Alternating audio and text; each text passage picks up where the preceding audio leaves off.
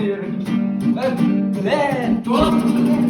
Hatta dolap koydum. Wow diyorlar kendimiz açımızın bağlıyor.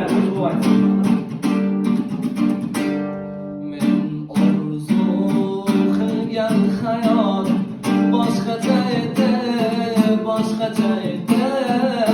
Unda sen bor, men baxtiyor, orzularim emas yolg'on.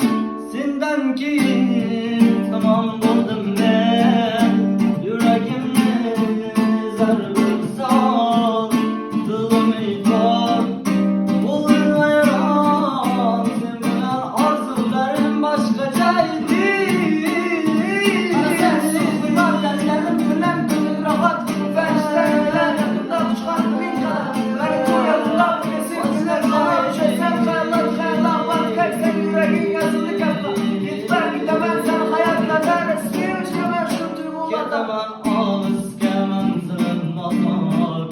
Men uchun o'likdan farqing yo'q bu jazo.